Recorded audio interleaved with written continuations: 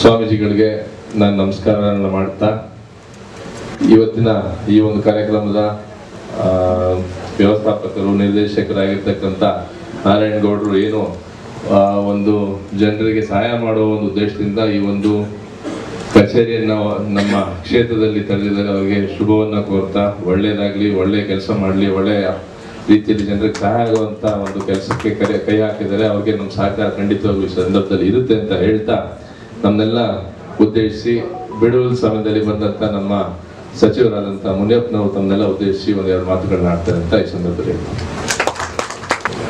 ಧರ್ಮಪತ್ನಿಯವರೇ ಮತ್ತು ಮಕ್ಕಳೇ, ಸ್ವಾಮೀಜಿಯವರು ಸರ್ಕಾರಿ ಅಧಿಕಾರದಲ್ಲಿದ್ದು ಸರ್ವಸ್ವವನ್ನು ತ್ಯಾಗ ಮಾಡಿ ಸಮಾಜ ಸೇವೆಗೆ ನಡುವು ಕಟ್ಟಿ ನಿಂತಿದ್ದಾರೆ. ಅವರಿಗೆ ಸಾಷ್ಟಾಂಗ ನಮಸ್ಕಾರಗಳನ್ನು ತಿಳಿಸ್ತಾರೆ. ಮುಂದೆ ಉಜ್ವಲ ಭವಿಷ್ಯ ಇರುವಂಥ ಪ್ರಿಯ ಕೃಷ್ಣವರೇ ಮತ್ತು ನಾರಾಯಣಗೌಡರ ಹಿತೈಷಿಗಳೇ, ಸ್ನೇಹಿತರೇ, ಮಾಧ್ಯಮ ಮಿತ್ರರೇ, ಈಗಾಗಲೇ 10-11 ಅಂಗಡಿ ಮಾಡಿದ್ದೀನಿ ಅಂತ ಹೇಳ್ತಾರೆ. ನಾರಾಯಣಗೌಡರು ಸ್ವಲ್ಪ ರಿಯಲ್ ಎಸ್ಟೇಟಲ್ಲಿ ಶುರು ಮಾಡಿದರು. ಸುಮಾರು 20 ವರ್ಷ ಹತ್ರ ನಮ್ಮೂರಿನವರು, ನಮಗೆ ತುಂಬ ಬೇಕಾದವರು. ನನ್ನ ಚುನಾವಣೆಗಳಂದರೆ 1 ತಿಂಗಳ ಕೆಲಸ ಬಿಟ್ಟು ಅಲ್ಲೇ ಕೆಲಸ ಮಾಡ್ಕೊಂಡಿರ್ತಿದ್ರು. ಒಬ್ಬ ಸೋದರನ ಸಮಾನ. ಅವ್ರು ಹೆಣ್ಣಾಗಿ ಬೆಳೀಲಿ. ಈಗ 10-11 ಅಂದರೆ 100 ಅಂಗಡಿ ಮಾಡಲಿ. ಇಡೀ ದಕ್ಷಿಣ ಭಾರತದಲ್ಲಿ ಅಲ್ಲ, ಉತ್ತರ ಭಾರತದಲ್ಲಿ ಕೂಡ ಈ ಐಶ್ವರ್ಯ ಗೋಲ್ಡ್ ಕಂಪನಿಯನ್ನು ಮಾಡಿ ಅವರಿಗೆ ಭಗವಂತ ಆಯ್ದಾರ ಭಾಗ್ಯವನ್ನು ಕೊಡಲಿ, ಅಭಿವೃದ್ಧಿಯಾಗಲಿ, ಉತ್ತಮವಾದಂಥ ಭವಿಷ್ಯವನ್ನು ರೂಪಿಸ್ಕೊಳ್ಳಿ. ಜೊತೆಗೆ ಸಮಾಜ ಸೇವೆಯನ್ನು ಮಾಡ್ತಾರೆ. ಕೇವಲ ವ್ಯಾಪಾರನೇ ಅಲ್ಲ, ಸಮಾಜ ಸೇವೆಯನ್ನು ಮಾಡ್ತಾರೆ. ಮದುವೆ ಮಾಡುವಂಥದ್ದು, ಬಡವರಿಗೆ ಸಹಾಯ ಮಾಡೋದು, ಎಲ್ಲ ಕೆಲಸಗಳನ್ನು ಮೈಗೂಡಿಸ್ಕೊಂಡಿದ್ದಾರೆ. ಅದಕ್ಕೆ ದೇವರವ್ರನ್ನ ಅತ್ಯುನ್ನತ ಸ್ಥಾನಕ್ಕೆ ತೆಗೆದುಕೊಂಡು ಹೋಗ್ತಾರೆ. ಅವ್ರಿಗೂ ಅವ್ರ ಕುಟುಂಬಕ್ಕೂ ಒಳ್ಳೆಯದಾಗಲಿ, ಮತ್ತಿನ್ನಷ್ಟು ಸಮಾಜ ಸೇವೆಯನ್ನು ಜೊತೆಗೆ ಮಾಡಲಿ ಅಂತೇಳಿ ಹಾರೈಸ್ತೇನೆ. ನಮಸ್ಕಾರ.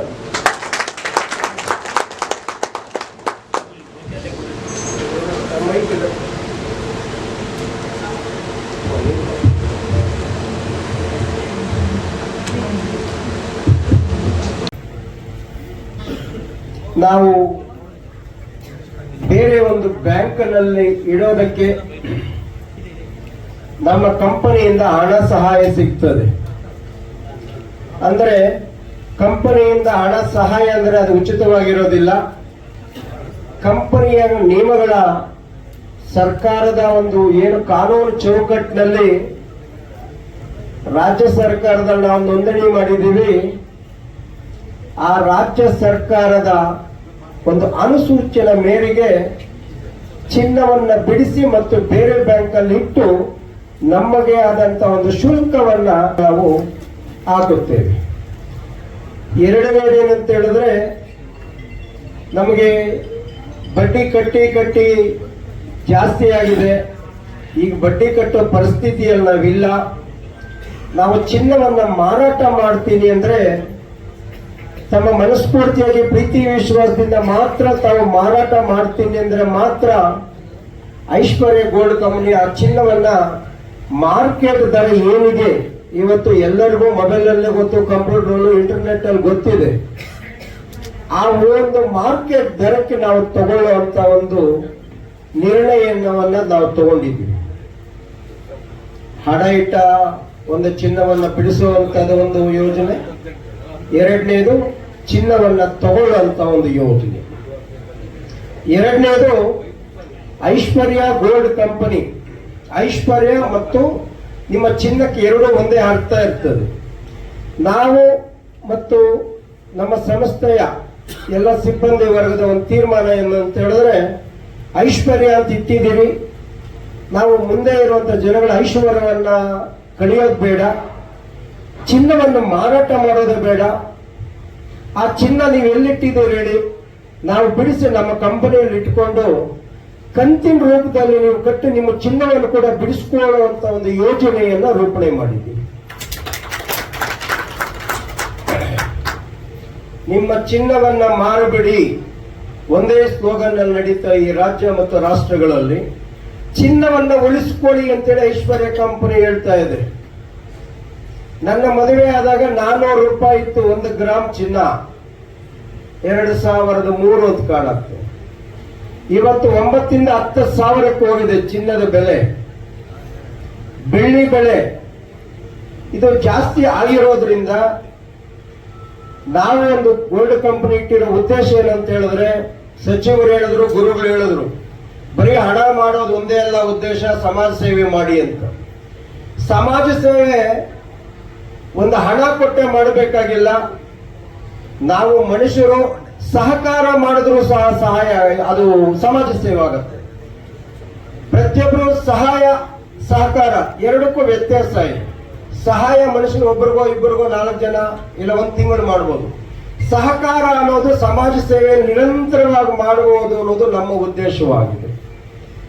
KH ಮುನಿಯಪ್ಪ ಸಾಹೇಬರು ಹೇಳಿದಂಗೆ ನಾನು ಮುಳಬಾಗಿಲು ತಾಲೂಕಲ್ಲಿ ಜನಿಸಿ ಕೋಲಾರ ಸಲ್ಲಿಸಿ ಈ ದಿನ ನಮ್ಮ ಶ್ರೀಮಠದ ಭಕ್ತರು ವಿಶೇಷವಾಗಿ ಹಳ್ಳಿಗಾಡಿನಿಂದ ಬಂದು ಒಂದು ಹೊಸ ಉದ್ಯಮದಲ್ಲಿ ವಿಶೇಷವಾದ ಆಸಕ್ತಿಯನ್ನು ವಹಿಸಿ ಈಗಾಗಲೇ ಸಾಕಷ್ಟು ಅನುಭವಗಳನ್ನ ಪಡ್ಕೊಂಡು ಇವತ್ತು ಐಶ್ವರ್ಯ ಗೋಲ್ಡ್ ಕಂಪನಿಯನ್ನ ನಮ್ಮ ವಿಜಯನಗರ ವಿಧಾನಸಭಾ ಕ್ಷೇತ್ರದಲ್ಲಿ ಪ್ರಾರಂಭೋತ್ಸವ ಮಾಡ್ತಾ ಇರುವಂತಹ ಒಂದು ಈ ಶುಭ ಸಂದರ್ಭದಲ್ಲಿ ಈ ಕಾರ್ಯಕ್ರಮನ ಬಹಳ ಪ್ರೀತಿಯಿಂದ ಉದ್ಘಾಟನೆ ಮಾಡಿಕೊಟ್ಟಂತ ಸನ್ಮಾನ್ಯ ಸಚಿವರಾದಂತಹ ಮುನಿಯಪ್ಪನವರು ಹಿರಿಯ ರಾಜಕೀಯ ಮುತ್ಸದಿಗಳು ಕೂಡ.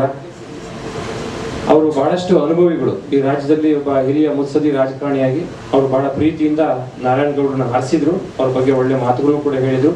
ಸಮಾಜಕ್ಕೆ ಇನ್ನಷ್ಟು ಸೇವೆ ಸಲ್ಲಿಸಿ ಅಂತ ಕೂಡ ಹೇಳಿದ್ರು. ಅವರಿಗೆ ವಿಶೇಷವಾಗಿ ಅಭಿನಂದನೆ ಸಲ್ಲಿಸ್ತೇನೆ.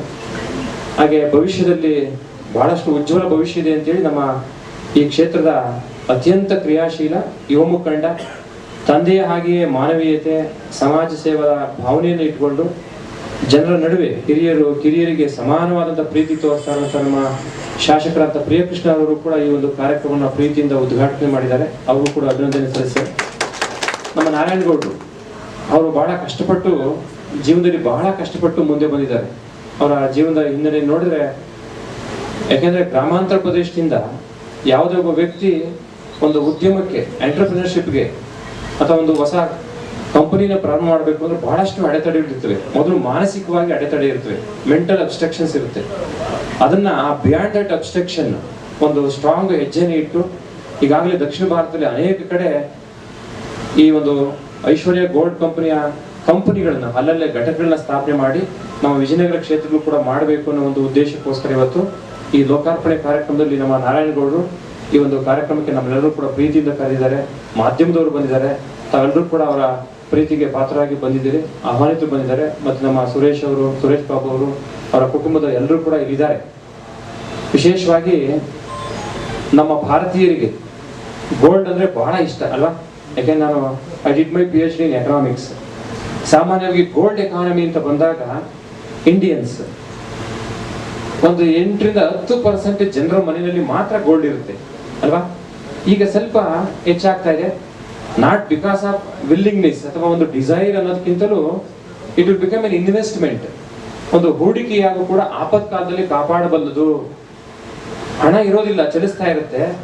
ಗೋಲ್ಡ್ ಒಂದು ಚರವಸ್ತುವಾಗಿಯೂ ಕೂಡ ಒಂದು ಸ್ಥಿರ ವಸ್ತುವಾಗಿಯೂ ಕೂಡ. ಯಾಕೆ ನಾವು ಚರಾಚಿರ ಅಂತ ಹೇಳ್ತೀವಿ, ಮೂವಬಲ್ ಅಂಡ್ ಇಮೂವಬಲ್ ಅಂತ.